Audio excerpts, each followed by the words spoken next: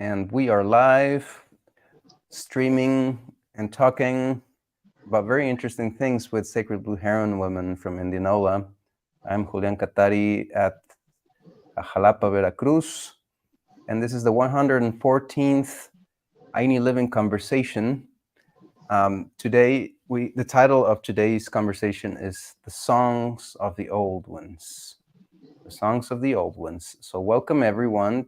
Grab a seat, slow down, take a deep breath, open a sacred space for you, because here you're going to actually walk into a sacred space. You're going to hear things that are very, very beyond any modern narrative, beyond any mediatized information. And here at Owl Dojo, Educational Dojo, we study what's beyond the limited, restricted, censored, modern mechanistics paradigm and academy. So we're going to reveal to you folks real powerful stuff here, and that's what Sacred Blue Heron Woman is here to do for you. So welcome. Thank you. And on that note, who are the old ones? Well, we've told a creation story of the three sacred Las Tres Santa Madres. Is that right? Tres Madres Santas. Tres Madres Santas. Is that okay? Who breathed the three breaths of life into us, the three sparks of life, the three rhythms of life. And one of these women, or all three, showed up in one to a man named Don Diego that we all know as Our Lady of Guadalupe. But we need to recognize them as the three, because we have three breaths of life in us. We have our cranial breath, we have our heart breath, and our respiratory breath. So they want us to know that if we're finished with those who want to diminish us, finished with those things that try to steal our souls, finished with relationships that make us smaller rather than expansive, they want us to know that they're the quintessential mother who does not encourage us to remain broken, who does not encourage us to remain with this a stupido narrative of brokenness. Rather, they call us to rise up as warriors of love, for those to be devoted to speak of them and for them in this world, that we enact their holy hearts by unfurling the ancient virtues of strength and sheltering, speaking up, standing up, taking action, and creating works in their name. And with the children of love, the babies of love we bring forth into this world, and not just human babies, our creativity babies that we bring forth, like Blue Winds Dancing Ranch, BWD Ranch Cohabitation. Dehesa is my between my daughter and I, it's our child of love, intervening for the sake of goodness and mercy. So we talked in the creation story how the first one, Ishmukane, started singing and sang the other two into being, and they're still singing. They will always be singing long after we leave our bodies. We'll be joining them in their songs, but their songs govern our lives, govern the universe, govern everything. And these songs belong to each of us. And this spirit is the same in all religions, which is a divine will that transcends time, belief, and culture, that reveal to us universal laws. What we like to use the word, we love to use the word laws, but that's a totally human construct, that are the treasure of these old ones. God, that we always want to refer to a God, or Great Spirit. So within the mystery of life, the universe operates according to songs or laws as real as the law of gravity, woven into the fabric of existence, reflecting the primal intelligence of the universe. These songs of the old ones, the holy mothers, direct the mechanics of the universe, the movements of flowers reaching toward the sun and waves thundering toward the shore. They govern the movement of the earth, the cycle of the seasons, and the forces of nature. To their songs, even the galaxies dance. The songs of the old ones, the holy ones, point to the innate order and intelligence of the universe. They transcend customs, concepts, and beliefs. They form the basis of all human morality. Now let's take a brief stop here and talk about this concept. The Romans, the ancient Romans, enforced precepts, law, which we're still under. All of our laws are all the Roman law, right? The Greeks had this philosophy of the concept whose time has come.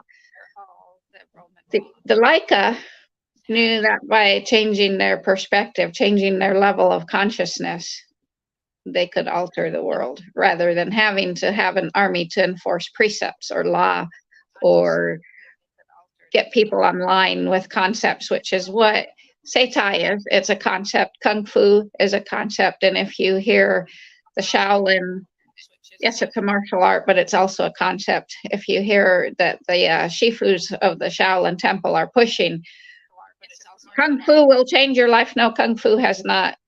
Kung Fu or Seitai has not the power. They're just concepts. Mm-hmm. They have no power. So concepts. These songs transcend these concepts. Mm-hmm.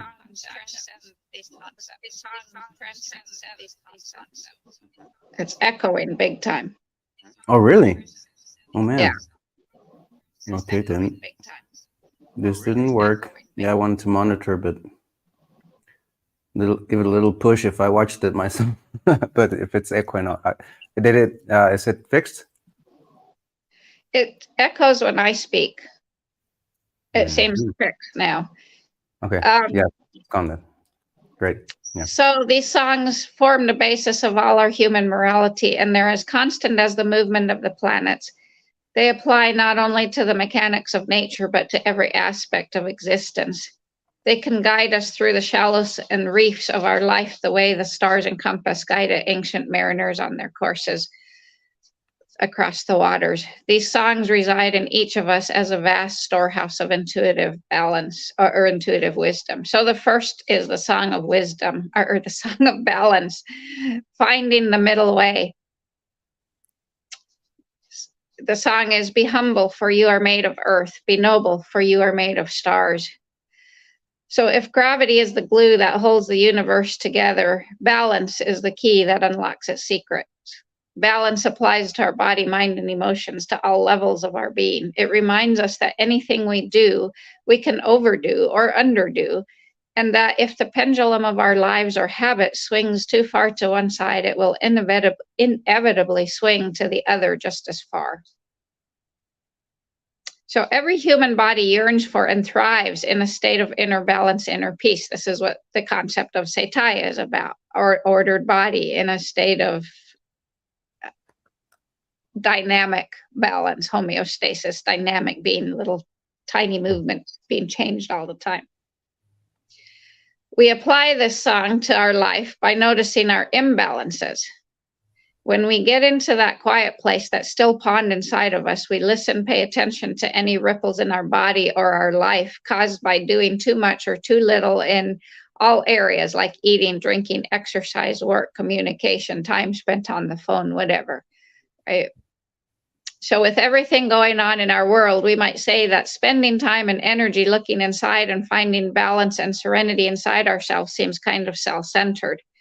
The thing is that most of us confuse being self-centered with being narcissistic or selfish. And there's another concept, right? Mm-hmm. That gets bandied about, narcissist. Oh, he's just or she's just narcissistic. Right. And you know what? I want to comment on that real quick. We get banged a lot for being self-centered or slightly I mean, but if you look at nature, I mean, what animal isn't thinking about himself? I mean, that's just natural to think about yourself. Yeah. So once we find our own balance, we also find the inner peace and power to make a real difference in our world. Mm-hmm. And that's, I mean, each animal is for themselves, but they're also for the herd, Right. right?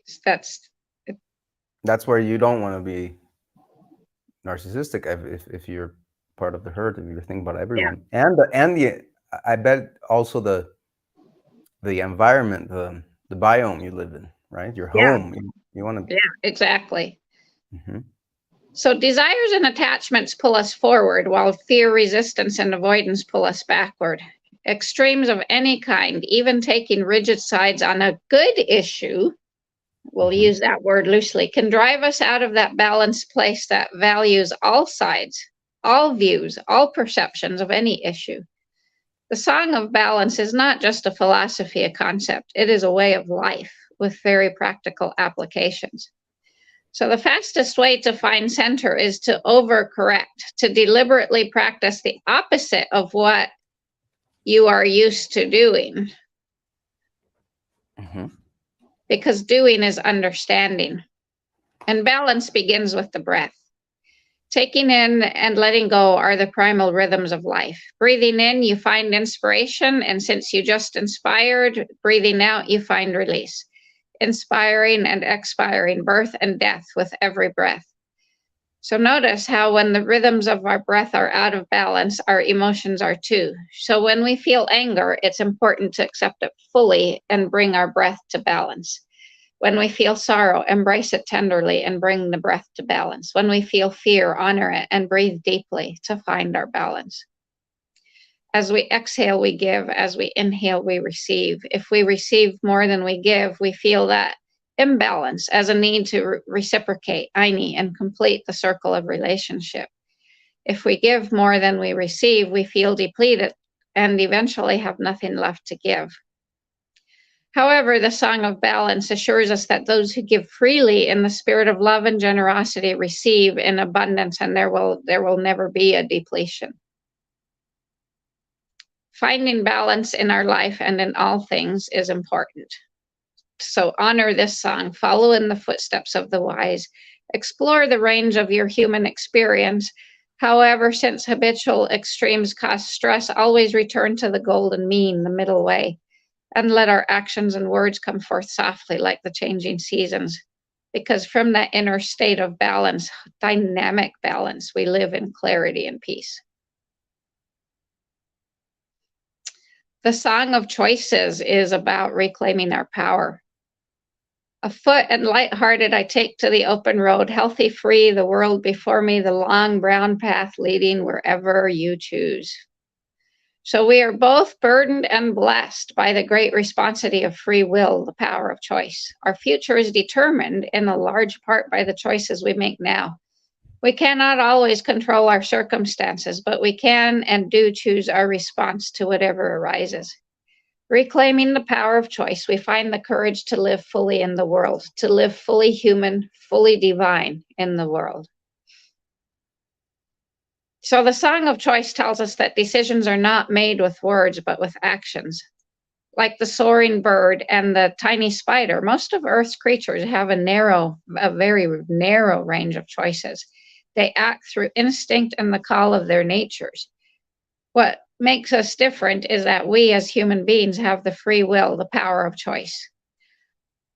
And our lives represent an exercise of this power. Our destiny, our fullest, filling life is determined in a large part by the choices we make every minute of every day. Free will means that we can choose to abide by the songs singing within our deepest intuition, or we can let our impulses, fears, and habits run the show.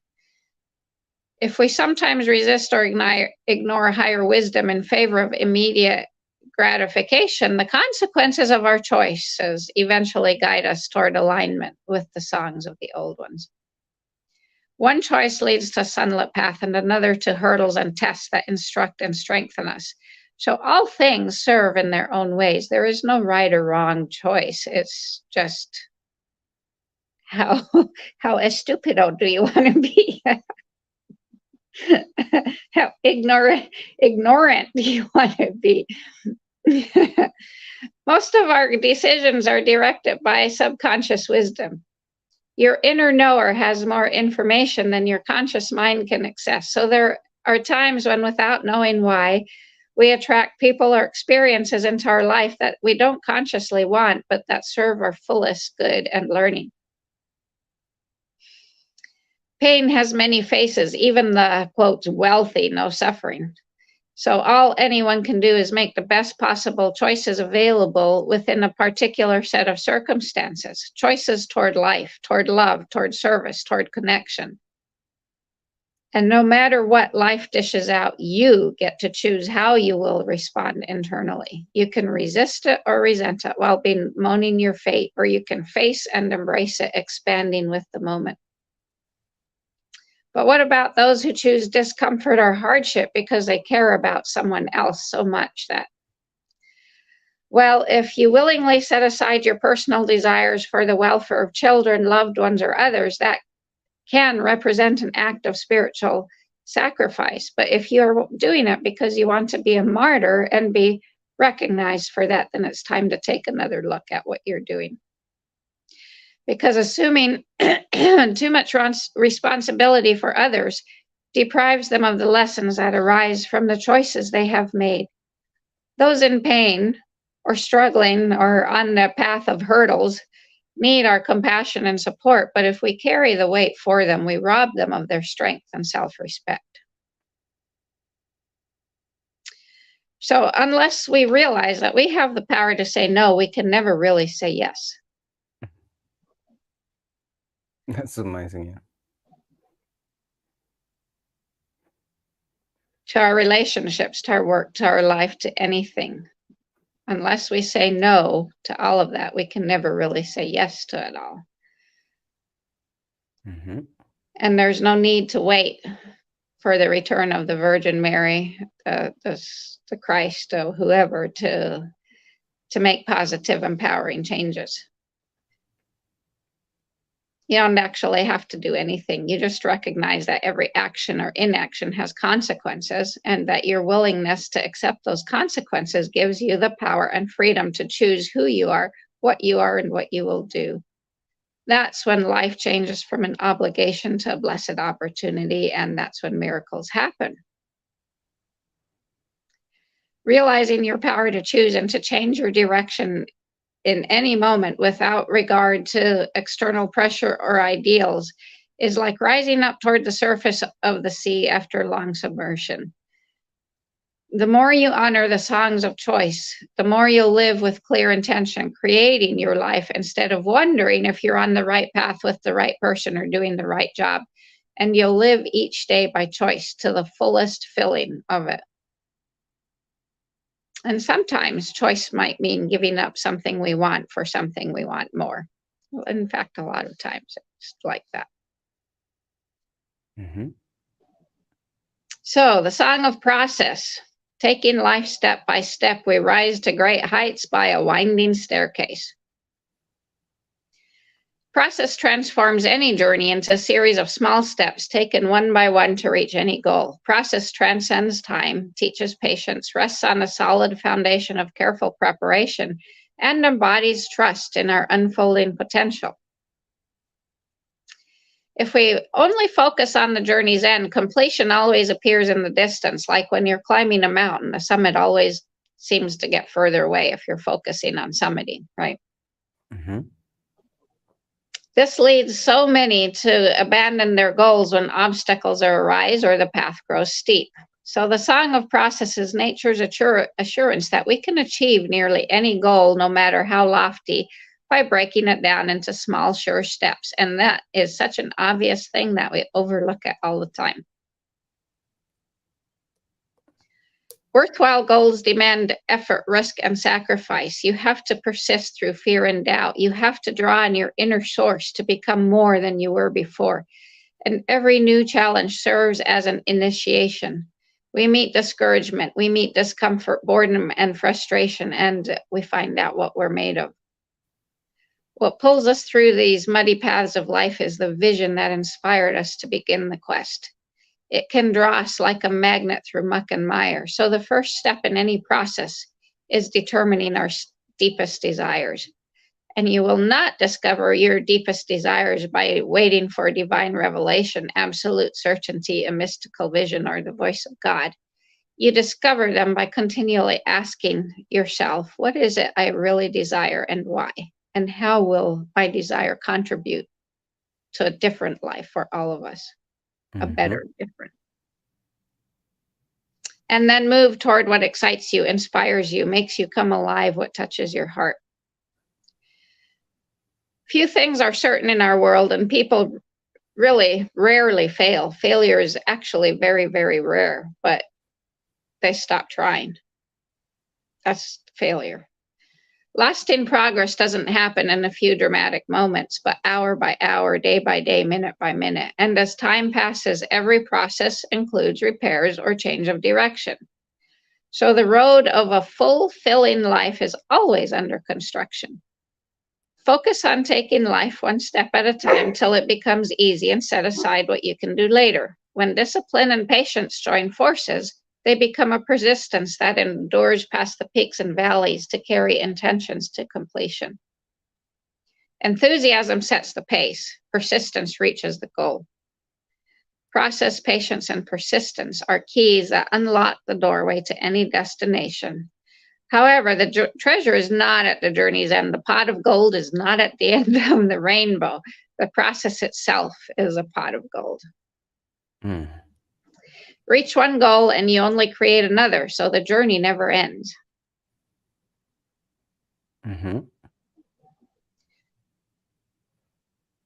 The song of presence, living in the moment. It's only possible to live happily ever after on a moment by moment basis. Time is a paradox that stretches between the past and future that have no reality except in our own minds. The idea of time is a convention of thought and language, a social agreement. Here is the deepest truth of all. We have only this moment. Time exists only because we say it does. Time is like a film of our life that consists of separate frames passing in front of a lens. Each frame is where you exist in the present moment, and the frames appear to move. So we can project our mind into what we call the past or the future, but we cannot live in any other moment other than the present. What we did this morning or yesterday or last year has now vanished, except in our mind. What is to come is only a dream. We only have this moment. So regrets of the past are present impressions happening right now. They're hungry ghosts that suck our energy, the regrets. Future anxieties are also hungry ghosts that have no reality except in our mind. So past and future happen now as we create them, and past and future are nothing more than a bad habit of our mind. So whenever we have a problem, it involves something past or future, and we keep problems alive in our present mind by giving them our attention and energy because they are hungry ghosts, and we let them live rent-free. We let these hungry ghosts live rent-free in our head. A cat has presence because it is always totally present. In order to have presence, we have to be present and remember where we are, when we are, and then we will know who we are. Presence is like a time machine that lightens the mind, liberates us from anxiety, and gives birth to a new way of living. Presence teaches us that what we do today is important because we are trading an entire day of our life for it.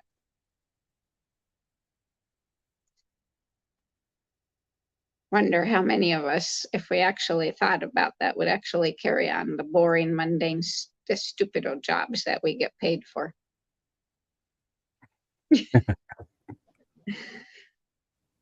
Embrace this moment. Put one foot in front of the other and handle what's in front of you, because no matter where your mind may roam, your body always remains here in the present moment, here in the now.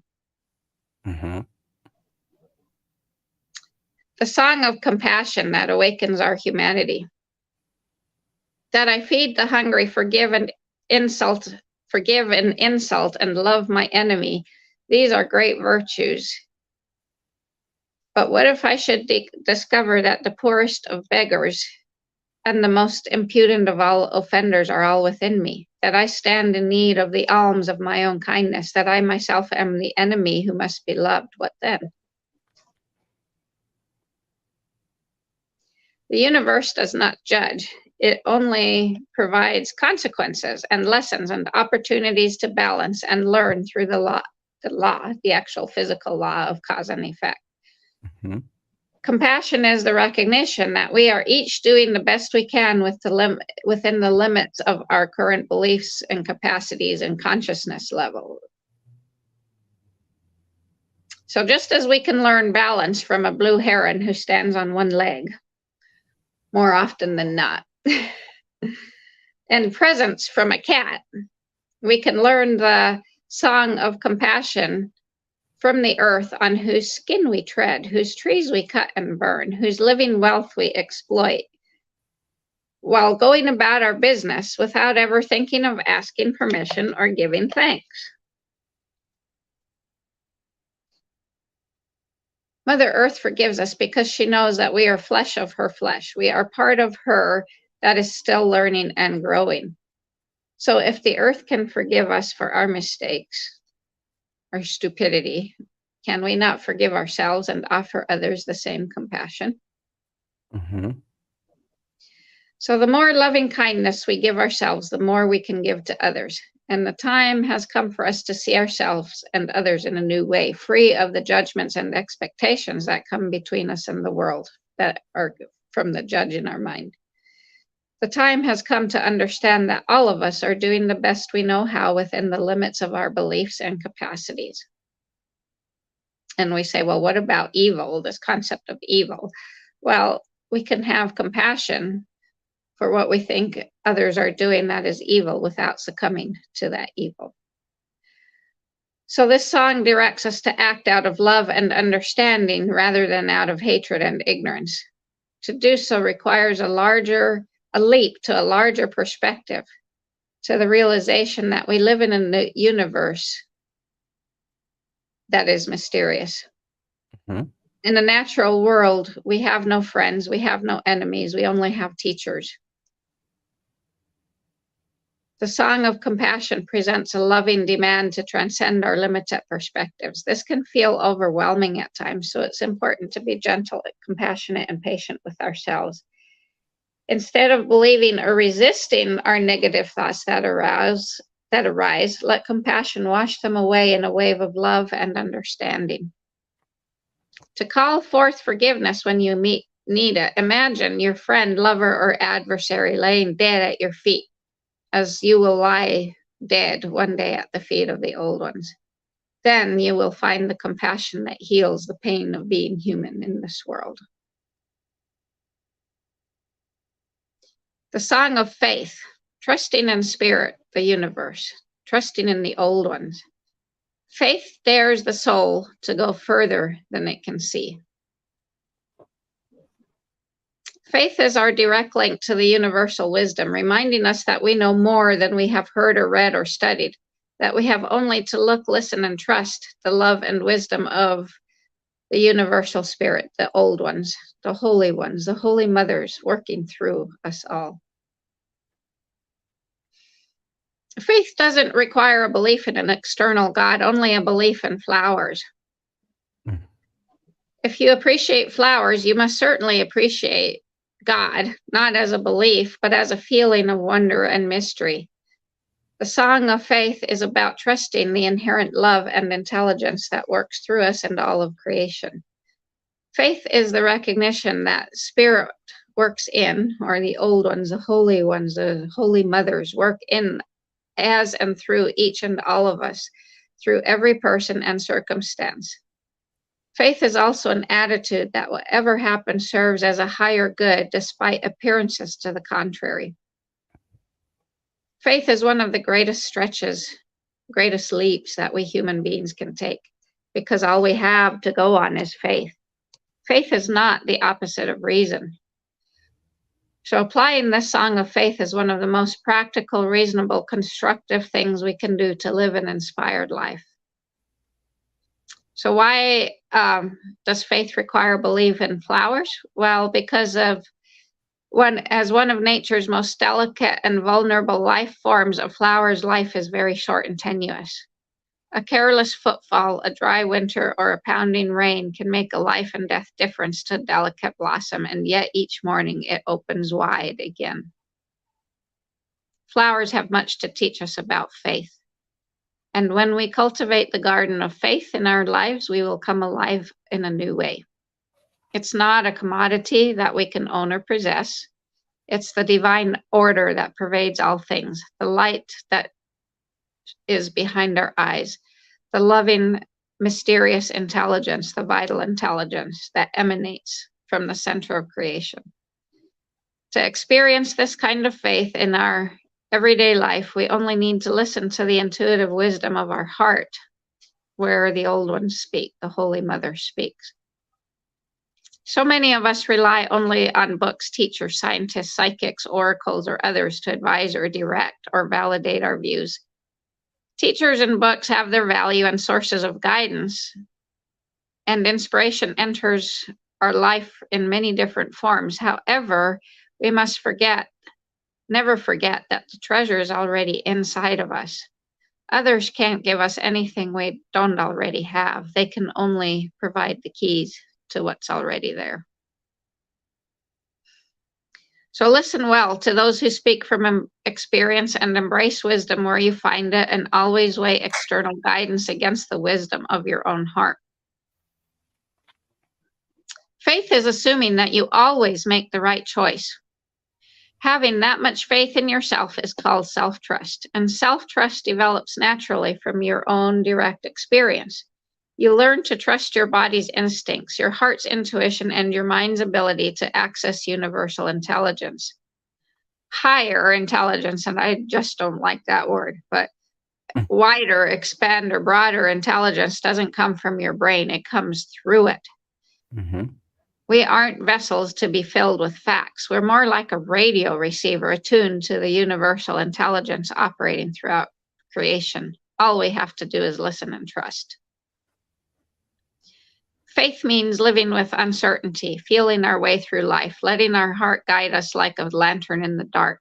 There is no absolute security except in absolute faith. This doesn't mean that all circumstances will go the way we want them to do, because all sorts of events, both beautiful and terrible, can happen in this world, and our small mind can't always see the bigger picture.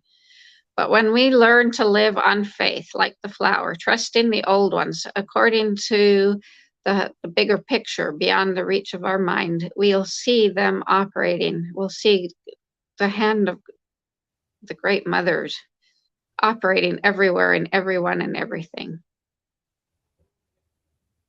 Faith is not about being infallible and always having everything go the way we want it to.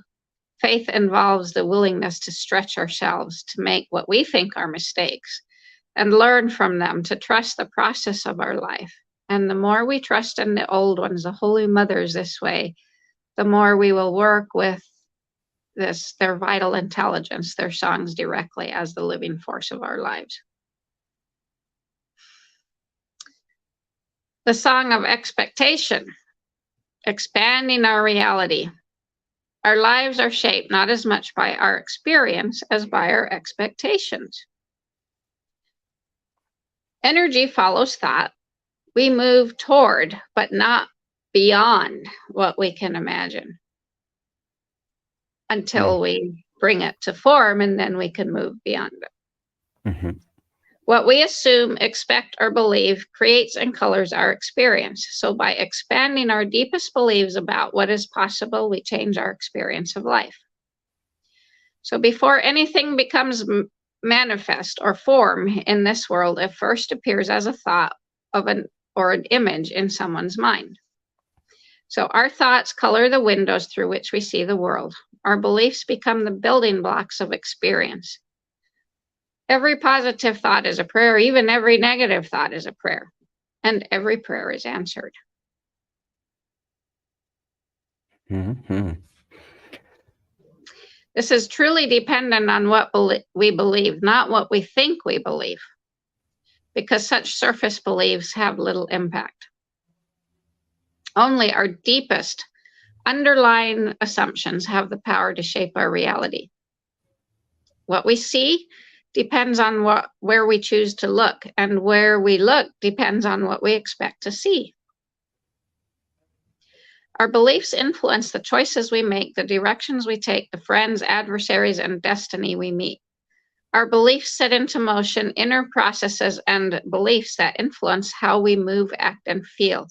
So on a more subtle level, our thoughts even affect the size and color of our energy field to which other people respond.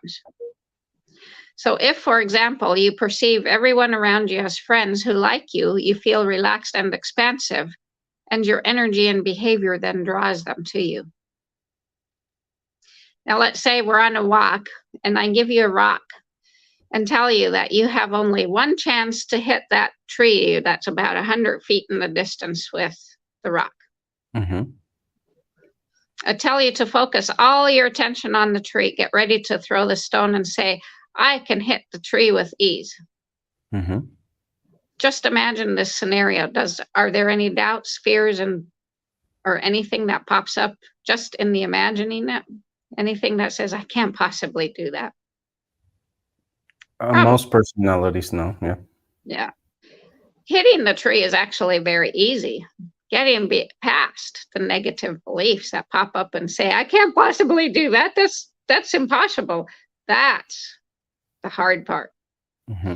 And it isn't enough to repeat over and over, I can do it, I can do it, I can do it. Not while our underlying doubts are stealing our spirit, those hungry ghosts, robbing us of our focus and strength. So when we bring those hungry ghosts, those negative expectations into the open, into the light of consciousness, we can see them for what they are. Then you shout them out at the top of your lungs. Get rid of them. Send those hungry ghosts flying. And then you can say, I can hit the tree with ease and do so. Mm-hmm. So in our daily life, if we create positive images, happy circumstances, and successful outcomes, these become real to our deeper mind, which builds upon such experiences to attract similar ones. The song of expectation reminds us of our inherent power to shape our life through the images and expectations we create. The song of expectation highlights the importance of examining our old beliefs and assumptions, replacing self-defeating doubts with vivid images, and creating new beliefs based on clear intention, our desires. The expectation will attract the evidence. Mm-hmm. The song of expectation teaches us that what we focus on expands, and fighting problems only strengthens them by giving them energy. So let's take this, the war on drugs, the war on suicide, the war on only makes it worse by giving it energy. Mm-hmm. And we think we're doing good, right? New expectations breed new choices, and we don't wait for certain experiences to confirm our choices. We create a new vision of who or what we would become, and surely it will happen. The song of integrity, the song of living our truth. I am not bound to win, but I am bound to be true. I'm not bound to succeed, but I am bound to live up to what light I have. Integrity means living and acting in alignment with all these songs of the old ones, of the Holy Mothers, and with our highest vision, despite impulses to the contrary. From the heart of integrity, we can recognize, accept, and express our authentic inner reality, inspiring others not with our words, but our life. And that's what Gandhi said. I don't change the world by my words, I change the world by my life, or something like that. Mm-hmm. So the Song of Integrity is about living in line with our highest vision, our deepest desires, and despite the impulses to the contrary, about how we behave when no one is watching. Mm-hmm. Keeping our eyes open and paying more attention to our heart's desires and wisdom to indulging or denying random impulses or desires is what the Song of Integrity is about. It calls forth a genuine expression of our internal reality. It also recognizes that if envy, greed, and manipulation influence our actions or expressions, the consequences are inevitable. Consequences are built into the mechanics of the universe.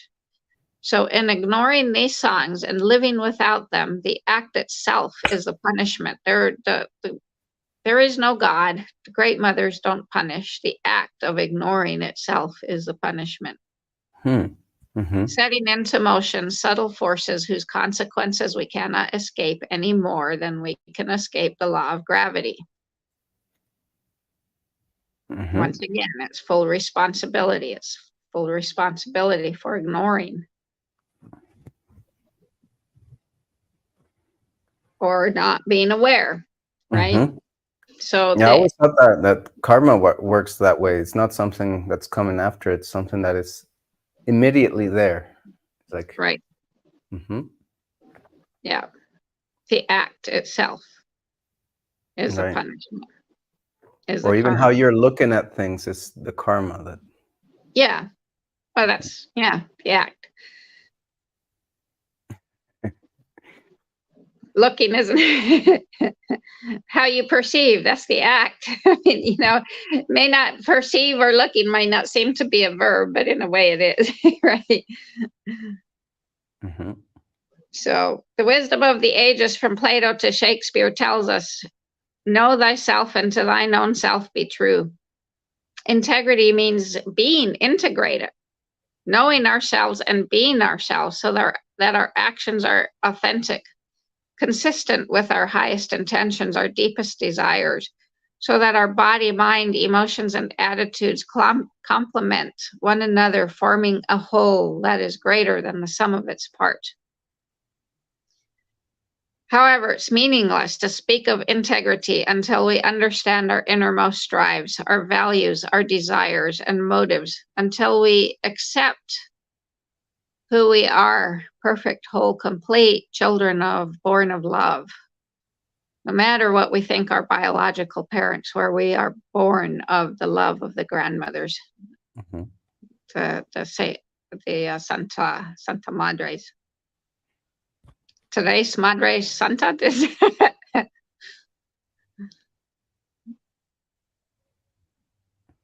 So it's accepting that rather than accepting who we were domesticated to be, which is broken and inherently sinful.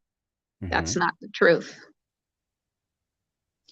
One person may give to the poor out of love and compassion, and another may give out of guilt or the need to impress each other. Each shows charity. Only one shows integrity. Mm-hmm.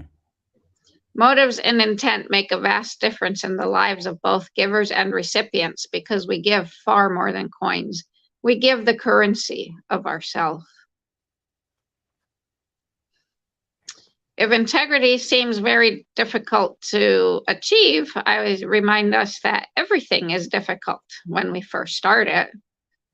Once we start practicing it, then it becomes easy. It takes courage and openness to achieve authenticity, to be able to say to ourselves and to the world, like it or not, this is who I am, and then live that truth. Once we accept our humanity, integrity really is not difficult at all. Alignment with or singing this song means acknowledging our weaknesses and drawing on our inner strengths so that we become examples who light the way for others. And that's what Gandhi meant when he said, my life is my teaching. Mm-hmm. We touch others not so much but by what we say, but how we live. Living according to our fullest light means more light will be given to us. So the song of action, moving into life. We can't cross the sea merely by staring at the water. No matter what we feel or know, no matter what our potential gifts or talents, only action brings them to life. Many of us understand concepts such as commitment, courage, and love, but we truly know them only when we can do. Doing leads to understanding, and action turns knowledge to wisdom.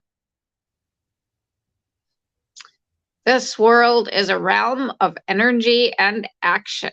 No matter what we know or who we are, no matter how many books we have read or what our talents are, only action brings our potential to life. It's really easy to speak about commitment, courage, and love, but doing is understanding, and wisdom grows out of the practice. Taking action has never been easy in this world because forces of doubt and inertia are everywhere, even within our mind and body. Turning ideas into action requires energy, sacrifice, courage, and heart, because to act is to risk. Going through all the good reasons to put it off, to let someone else do it, requires the discipline of the warrior. The Song of Action delivers the same message again and again. It's better to do what is best than not to do it and have a good excuse. All living beings act, but most humans only react. And then only when compelled by pain or fear, when relationships break into warfare, or when bodies become ill from stress. So the Song of Action teaches us to move through inertia and impatience by acting out of courage, clear intention, and commitment. So how do we get through this heavy weighted blanket of inertia that covers us, most of us? By acknowledging three realities. Number one is by accepting our humanity and our physical presence in the world. Number two, by realizing that no one is going to live for us and that we grow stronger from our effort. And number three, by accepting that action may actually entail discomfort and then getting on with the discomfort because the discomfort is only temporary. Or it can be seen as not a discomfort. I mean, something that is like a bitter, for like a little kid's, something that tastes like a beer tastes bitter, right? Oh, that's uncomfortable, right? Because it's bitter, that's not tasty. But then you grow up and it's like, oh, I like that. Yeah, exactly. Change your perception. Right. So we no longer have the luxury of waiting until we feel safe and secure, inspired, or motivated, until fear or doubt is looking the other way. We can no longer wait until someone gives us permission to act. The time has come to act in line with our fullest life, our desires, our deepest, innermost desires. So be aware that every song contains the seed of its opposite. Sometimes compassion demands action, but this song also teaches the wisdom of remaining still and quiet, the action of in non-action. There's a time for action and a time for stillness. And we can sometimes show the greatest courage, patience, and wisdom by remaining still, even when compelling desires or impulses urge us to act.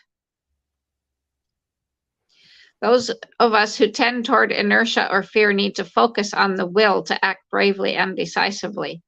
Those of us who are given to impulsive speech or action are wise to stop, take a few breaths, and observe our impulses without feeling compelled to act on them. Listening to the wisdom of our heart will guide us as to when to seize the moment or when to remain still. The Song of Cycles, dancing to nature songs, because in every winter's heart lies a quivering spring, and behind the veil of each night awaits a smiling dawn. The world of nature moves in rhythms, patterns, and cycles, and actually our bodies do too. The passing of the seasons, the movement of the stars, the ebb and flow of the tides. The seasons do not push one another, neither do clouds race the wind across the sky. All things happen in their own good time, rising and falling and rising like ocean waves in the circles of time. The natural world dances to the music of change, the passing of the seasons, the revolutions of the heavens, the day turning toward night. All things happen in their own good time, changing and growing, appearing and disappearing, waxing and waning, the ebb and the flow. Whatever rises will fall, and whatever falls will rise again. This is a song of cycles. The winds of change may come as a fierce hurricane, ripping our lives asunder, or as a tender breeze that caresses our cheeks. Change is the only constant, and it happens in its own way, in its own time. The change itself isn't difficult because it happens as naturally as a sunrise. But most of us seek our familiar routines to create a sense of control and order. So change feels like a curse. The Song of Cycles reminds us that as the seasons change, so must we. That our old habits don't have to run our lives, and that our past doesn't have to become our future, and that the momentum of change ultimately leads us towards greater awareness, wisdom, peace, and happiness. Gardening through the 4 seasons reveals other lessons of the natural world, that seeds reproduce their own kind. A sunflower will only produce a sunflower. It will never produce an oak tree. That you reap what you sow, and that when you gather the harvest, you need to save some seed for the next planting, that you have to end one cycle in order to begin another, and that there is plenty of time for all seeds to grow, change, and eventually die, to be plowed under for a fresh planting. So as with seeds and cycles, so go our lives. And the song also teaches us to enjoy each season of our life. Enjoy the glazed beauty of a winter's day and the sultry days of summer, for soon enough each season, each day, each moment passes into history, and its exact likeness shall not be seen again. So rather than longing for summer in the midst of winter's chill, or wishing for cool winds in the dog days of summer, embrace each season for its own gifts. Aligning ourselves with the cycles of time and transformation, we ride change as the ships ride the waves. And the Song of Cycles reveals how to cooperate fully in our own evolution, master good timing, and find good fortune. All things have a most favorable and the least favorable time. Doors open and close, energies rise and fall. A thought or action initiated while energy is rising and gaining momentum travels along easily toward completion. But a thought or action initiated in a descending cycle has a reduced impact. That's why we work with the cycles of the moon. If we put our intentions in the first 2 weeks, it gets naturally carried on. If we try to intend during the waning moon, it's much harder.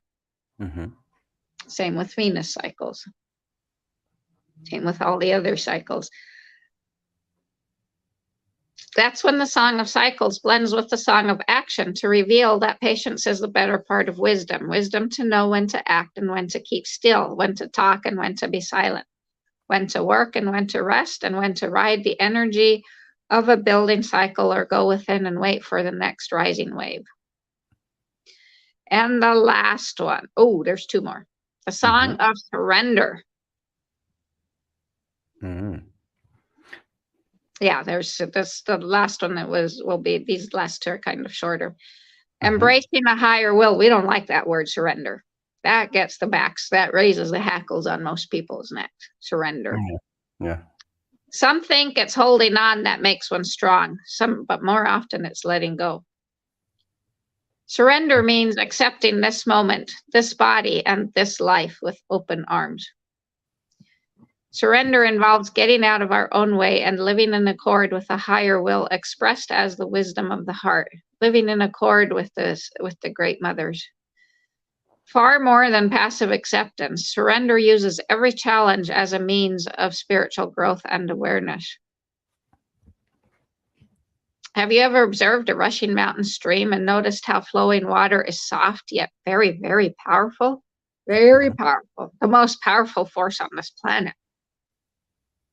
Yielding, forceful, flexible, it surrenders to gravity without resistance. and adapts to the shape of any container. Water reveals to us the most intelligent and powerful response we can make in any circumstance, and that response is surrender. Although the song of surrender means accepting whatever happens in our life, it does not mean a passive toleration for what we don't like, which means ignoring injustice or allowing ourselves to be victimized and controlled. True surrender is active, positive, assertive, a creative commitment to make use of our situation in a spirit of appreciation. This song is not about pretending anything or denying our true feelings. It's about transforming them. We learn to surrender by shifting our perspective, our level of consciousness. This song guides us to surrender to the moment, to accept whatever arises, including our response to whatever arises. It means not only accepting not only life's ups and downs, but accepting ourselves, our bodies, our thoughts, and our feelings. And once we learn to accept ourselves, approve of ourselves, love ourselves, and surrender to what happens, life gets so much easier, and I can fully attest to that. Knowing that life will always provide us with challenges and tests, as we relax into those challenges and tests, even the difficulties will have a pleasurable aspect, like playing a challenging game or solving a puzzle. And remember that everything is easier said than done. So begin in little ways.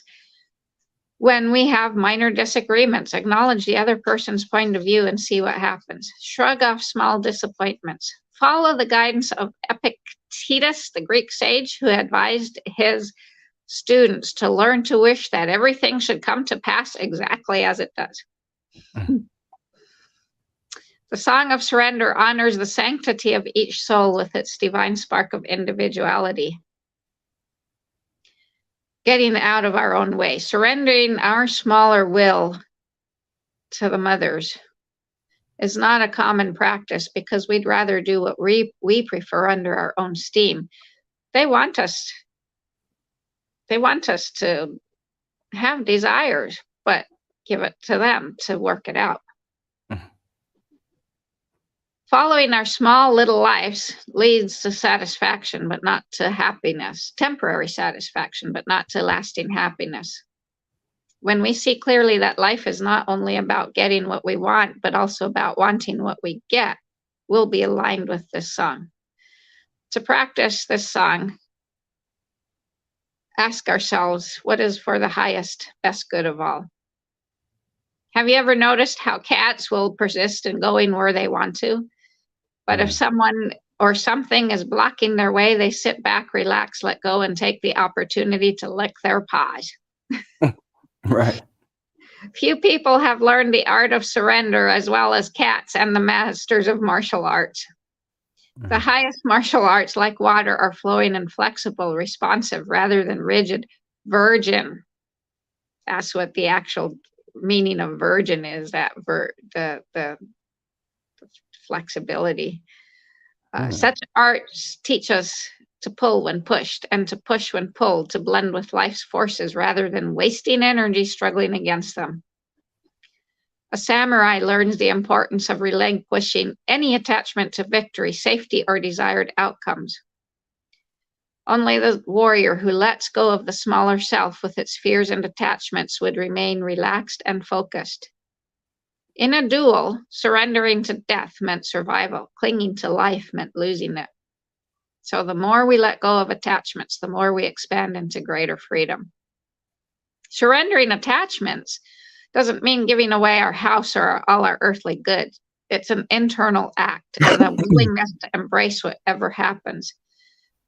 It is difficult to surrender to life as it appears. In time, however, we come to see everyone and everything as an aspect of spirit, accepting on faith that despite the way things look right now, everything is unfolding as for the highest good, for the best good of all.